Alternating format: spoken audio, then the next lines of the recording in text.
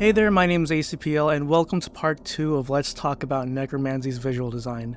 In part 1, I was joined with several other amazing RuneScape content creators on sharing our thoughts about Necromancy, what we liked, disliked, and future content we'd like to see. In this video, part 2, we're going to dive deeper into Necromancy, and I'll be joined by none other than the amazing RuneScape artist Bucket Cultist himself.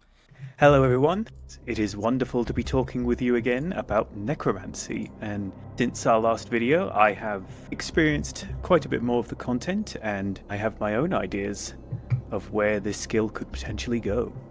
Alright, so without further ado, let's dive right into it. Themes of Necromancy. Traditionally, Necromancy is a very evil form of combat. You know, you're dealing with the dead, so one could imagine.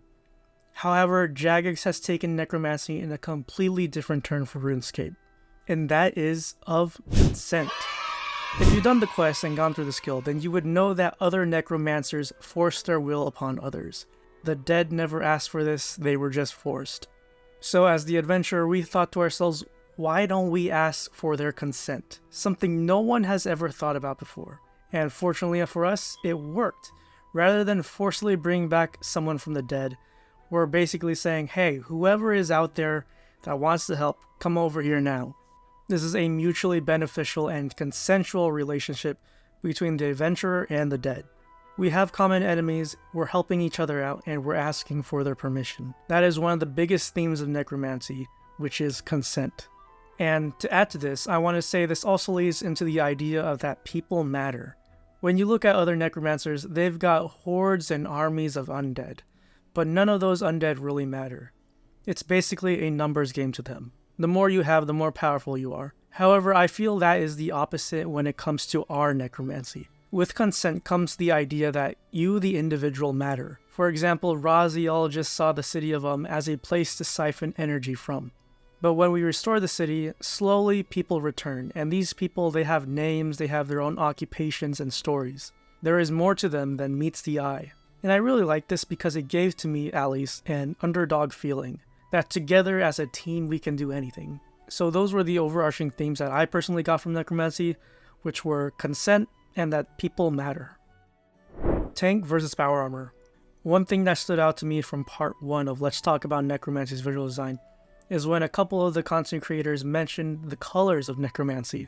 For Necromancy, we basically have purple and green. Okay, so there's some other colors like blue and turquoise, but for the sake of this video, let's just stick with purple and green for simplicity's sake. And Logan Sotomi specifically said the colors correspond with a certain aspect of Necromancy. Purple and the cooler colors correspond with defense and the more positive side of Necromancy, while green corresponds with an offensive and more aggressive side of Necromancy. And this to me made quite a bit of sense. For the first instance is with the Death Warden and Death Dealer robes. The Death Warden is a tank armor which uses blue colors, while the Death Dealer armor is power armor that uses green colors. Simple enough, but then you can also look at the characters.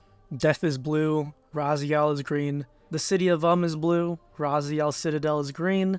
Of course, this isn't definitive as there are characters that don't fit this color scheme. For example, Ixalan. Though I'd argue that between Ixalan and Amazca is the more greener and aggressive of the two. There's also the Magister which has red and the Necrolords which have purple. So there are some discrepancies between the colors, but overall I feel there is a color scheme going on. In general, I feel that the purples, the blues, and the colder colors represent the defensive and almost protective side of Necromancy, while the green and warmer colors represents the more aggressive side of Necromancy. Aside from the color schemes. Yes, so far in the content it has been established that, as you say, blue is the color of tank armor, it's the color of good characters, death, and green is much more offensive, it's powerful, it's an aggressive form of necromancy for the evildoers like Zyle and Zemarigal. And I've picked up on a third color, purple, which sort of, as it stands, it's sort of part of blue. It doesn't really have its own thing, but main thing I've noticed purple associated with is Erebus.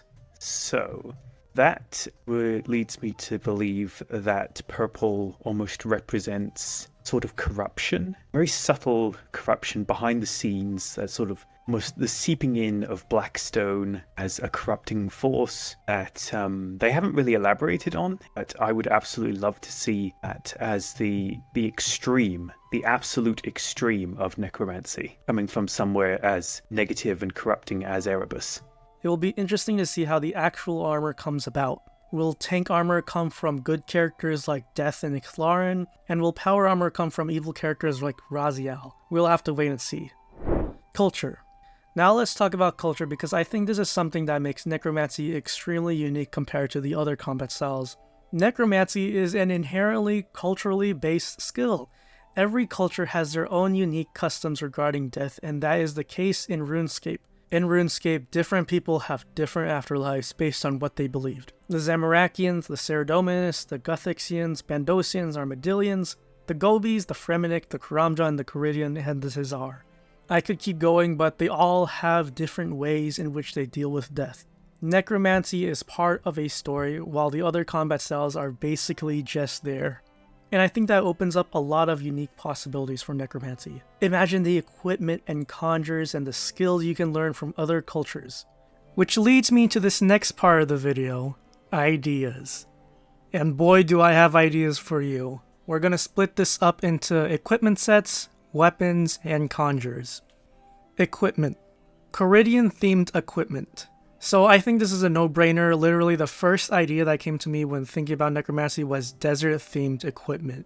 You know, you got Amiska, Ixalan, mummies, souls. There's just a lot of undead-related content tied to the desert, so I wouldn't be surprised if that's something we'll see.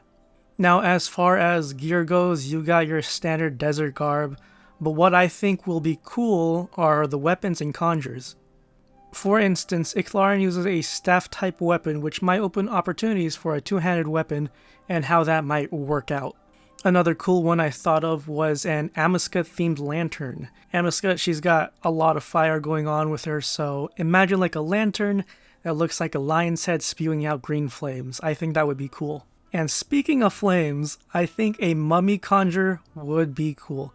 I've been glazing this idea to my peers, but you know, it would be cool to summon a mummy and light it on fire. Because the cool thing is that you can do that in-game with existing mummies. If you use fire spells on them, they'll catch on fire, so maybe, you know, you summon a mummy and it'll do extra damage or fire damage even, so, you know, who knows. Zamorakian equipment. Now this is similar to the Caridian equipment, where I definitely think it's just a matter of time until we get a set of Zamorakian themed necro gear. We've got mage, range, and melee, so it only makes sense that we get a necromancer one.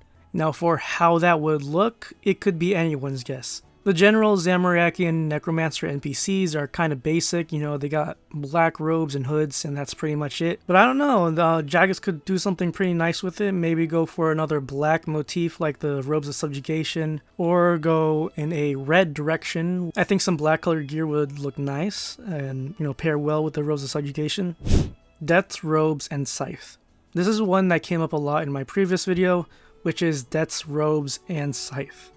I will note that there are some cosmetics that already exist in-game, but yeah, I think it makes sense. We work closely with Death, and I can definitely see us having robes like his, especially as a tank armor following the themes I said earlier in this video. Now as for Death's scythe, that might be interesting, because we don't know how a two-handed necromancy weapon would function. The dual wields have rules to them, but the two-handed weapons may be open to more possibilities, with one of them being the scythe. Now the scythe is obviously something that is tied to death, so it makes sense why it could be a possible two-handed necromancy weapon. One final piece of concept art I created was the Blackstone armor, also known as the War Priest of Zautak. This ties into the idea of a cult around Zautak. This could be a cult leader, it could be a guard, some sort of necromancer who's deeply tied with Zautak and has taken necromancy to extreme levels. Would be a herald of Zautak, essentially. Kind of like the ambassador, someone who wants to finish their work. And I never really came up with what sort of traits this armor could have, who this character is, but it was just an idea that I wanted to explore. Again, as I said, I'd like to see Zautak represent a very, very corrupt form of necromancy. We could have entire cults formed around it, tying into the Lovecraftian theme that is Zautak. Weapons. Blackstone two-handed weapon. Okay, this is an idea I had. It might take some finessing lore-wise to make sense, but it would be cool if we had our own Blackstone as a two-handed necro weapon. So as you may know, the Blackstone is integral in Necromancy. They're connected to Erebus and Zouchhawk, and we've seen other necromancers use them, chiefly being Zamoragal. That's why his necromancy is so much more potent than other Majorat. It's because he has a Blackstone. One thing to note is that the Blackstones are, simply put, evil. They come from evil origins, and that clashes with our sense of consensual necromancy. The only plausible way I see us of having one is if we somehow confiscate it from someone else, such as Zamoragal. It would kind of be like in Full Metal Alchemist Brotherhood, where the Philosopher's Stones, you have to kill a lot of people just to make one, but in the end they use it to make a world a better place. So I think that's like the only plausible way I see it making sense lore-wise. Now, as a weapon, I think that would look cool as hell. Just this ominous floating black stone in front of you, coursing with necrotic energy. As for a combat effect, maybe it has an effect where you can summon a lot of conjures, but they're all very low health and they don't last long. Kind of like an undead swarm kind of thing. It also reminds me of the obelisk in the Magister and Raziel fight. So what if this was a Blackstone obelisk even, just floating in front of us? I think it's a cool idea on how it would look and function. Sensors. Now for sensors. This is one Pride Slayer mentioned, and it makes a lot of sense. Sensors are those containers priests carry around them that have the incense in them. This seems like a very plausible weapon, and it feels like it follows the rules of the dual wields kinda. You know, the smoke would act as a guide for spirits to come to your aid, and you can spin this into multiple designs, a censer staff or a flail. And for me, I keep thinking back to the flail of Ivandis in its design, so I think there's just a lot of possibilities you can go with this. Necromancy two-handed weapons. My idea that I settled upon was the idea of scepters, possibly creating them as a new class of weapon, because we have scepters in the game, but they're sort of scattered. They don't really belong to any sort of weapon style at the moment. And there's one particular weapon that kind of goes ignored, you know. It's the Skull Scepter from the Stronghold of Security. It's pretty much forgotten content, so it's not really much use in the current game. And so I thought, why not bring that back as a necromancy weapon? I haven't really fleshed out how two-handed weapons would differ from our dual wielding, but it just felt like a very fun concept to explore. And my other variations are the Menethite Scepter, ties into more cultural aspects, you know, exploring how Menethites perceive necromancy, what is their afterlife, what do they believe in. And with the color schemes, I've kept the blue for the Menethites as the sort of very passive, sort of defensive, benevolent necromancy, and then the Skull Scepter with its more vicious and barbaric appearance. It comes across as a much more aggressive weapon, maybe used by barbarians or shamans, that sort of thing. And then finally we have the Necrolord Scepter, which represents the purple, the volatile and corrupting necromancy, just taken to the extreme. This thing is seething with evil energy. Araxor and Telos. This is more of a speculation, but I'm curious as to how Jagex would go about filling in the gaps with things such as Araxor and Telos. Because with those bosses you get all three combat style weapons except for Necromancy because it's just new. So what if for Araxor you had something like a Noxious Carcass? How that would look, I don't know. Maybe it's an egg sac or the abdomen area, or an actual dead spire that we carry around. As for Telos, there's two options that they could go with. They can just obviously add in a Zamorakian themed weapon to fill in that gap, or that they could add a Zamorakian themed weapon that is a magic weapon and change the staff of Sliske to be a two-handed necromancy weapon. Because, you know, Sliske makes more sense. He's got undead and necromancers on his team, so you know it fits aesthetically. Wand of Resurrection. Now, with this next one, Jagex messed up, and it is with the Wand of Resurrection. This is the wand Saradomin was trying to get in the Death of Chivalry quest. Dude, that was like the perfect high-level end-tier weapon. It was made such a big deal in that quest, but then Jagex was like, poof, it's gone. So what happened was the sequel of that quest was not going to get made, and they wanted to use Owen because he was stuck in limbo. So the quote-unquote sequel happened off-screen, and we learned that the wand turned into dust and corrupted Sir Owen's arm. Now, there still might be a way to get the wand as a necromancy weapon. Maybe we snort some wand dust and turn our own arm green, or we cut off Sir Owen's arm and use that instead. But yeah, I think that was such a fumble. That would have been a banger of a weapon given how impactful it was. Now, this is the Conjurers segment, and regarding all the different spirits that we are able to conjure to our side as necromancers, I came across a couple of existing monsters that we could use. First of all, one that really stood out to me was the idea of the Revenants, which another piece of forgotten content. Also, maybe not totally forgotten, but there really isn't much to them. They are the ghosts of monsters and human fighters and demons who all died during the God Wars, and they've been bound to the wilderness as a result. So, this gave me the idea for a new necromancy quest in which we could go to the wilderness, meet face to face with the Revenants, talk to them, explore them, learn a bit more about them, and through some sort of ritual, we can free them from being bound to the wilderness. And as a reward, they agree to help us as new necromancy conjurers. Alongside the Revenants, we also have the ancient warriors mentioned in the lore, who drop the corrupted armors from the wilderness, and we have next to nothing in the lore about them, but they are these 4 individuals who died during the God Wars. At this point, they're basically a blank slate, so I thought, why not explore them? Why not meet them as characters, tying into this whole theme of good necromancy being about individuals instead of summoning hordes of mindless zombies. You can meet the ancient warriors, talk to them, find out who they are, and help them in their plight, just like helping the Revenants. And again, they will, out of gratitude, come and help us in our cause. Another monster I thought would make an excellent addition to our list of conjurers is the Banshee, creature that's not really established.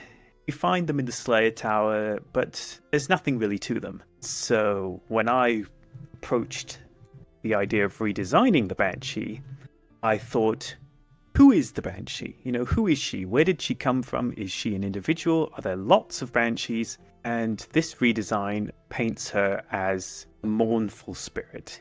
She's lost someone very dear to her. Could be a lover, it could be her child, and this has turned her into a sad, mournful, vengeful spirit. That's important, a very vengeful spirit. And in my art, the locket around her neck could contain one last piece of whoever it is she lost. It could be ashes, it could be an old photograph of whoever it is she lost. And this could tie into a short quest in meeting her as an individual, find out who she is, and find out who it is that she wants to get revenge on. And given her nature as a banshee, a very wrathful, aggressive spirit, painted her to be green as the aggressive, the powerful necromancy. She would be a very powerful asset to have on our side, but at the same time, very much a double-edged sword.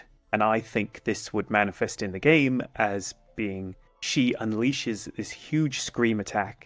It does a huge amount of damage to enemies, but it also does a bit of damage to us due to this powerful scream. And just something we have to be very careful of if we get the Banshee on our team. Dungeoneering zombies. Dungeoneering zombies are kinda iconic. The necromancers would summon zombies with axes that they would throw. So simply put, what if this was a dungeoneering unlock where you buy this from the store with tokens and you can summon a zombie that shoots long-range axes? Mummies. Conjuring a mummy and then setting it on fire to run at the enemy. I think that would be cool. Zogres. This is another simple one, but what if we could summon a Zogre? They're big fellas, so maybe it could be like a tank ability. Angurvadal. This next one is unique, which is Angravadal. This is the phantom sword we encounter when starting Necromancy, and the one Hermod uses, which begs the question of phantom weaponry, conjuring not just swords, but axes and knives and arrows. This is also interesting for the fact that it is a phantom, and I'm going to make a whole separate video on this later, but phantoms are a completely different thing when it comes to the undead. From my understanding, they're not actual people that died, they're just very strong emotions and ideas. So this might not just be phantom weaponry, but it can extend to other things that we can put our heart and mind to. Just something to think about. Musicians. Now, one unique conjure could be bards and musicians, such as the ones in the wilderness where you rest and regain your run energy. You know, conjures can play a support role. The ghost kind of plays one already because it gives you lifesteal, so maybe this could be another way in which a conjure can support you. Hero conjures. Now for this last one, I wanted to talk about the hero conjurers. I'm not sure which mod brought this up, but this is something Jagex themselves is interested in doing, which is bringing back old heroes that we've met to fight alongside ourselves. So for example, the fellas in Wild Gothic Sleeps, or Karasi and Jessica, or Cyrus's especially. I think Cyrus's is a good example because we did fight alongside each other in the Dream Enter quest. He played more of a support role back then, but he eventually grew to become an adequate warrior. So it'd be interesting to see like how he would function and how that would work. So it'd be cool to see like, you know, the progression, I guess, and having serious fight alongside ourselves again. And I believe they said that these hero conjures would take up more than one conjure slot. And they'd obviously be better than your average conjure, they'd be a lot stronger, maybe even last longer, who knows. And these could be quest locked, so it would incentivize people to do quests, which I think would be impactful. These are people we've met and fought alongside with, and now we can fight again together once more. So this was just us talking about the visual design of Necromancy. Again, I want to thank the several amazing content creators for joining me in part 1, and for Bucket Cultist for joining me in part 2 again with this video. Thank you very much for having me. You can find me on Reddit and watch for me in the RAC Discord. Let us know your thoughts, what you liked, what you didn't like, or if you have any ideas of your own that you want to share. If you like this, feel free to drop a like, a subscribe, and check out my other videos. My name is ACPL. And I'm Bucket Cultist. And we'll be catching you guys in the next video. Hail Zautak.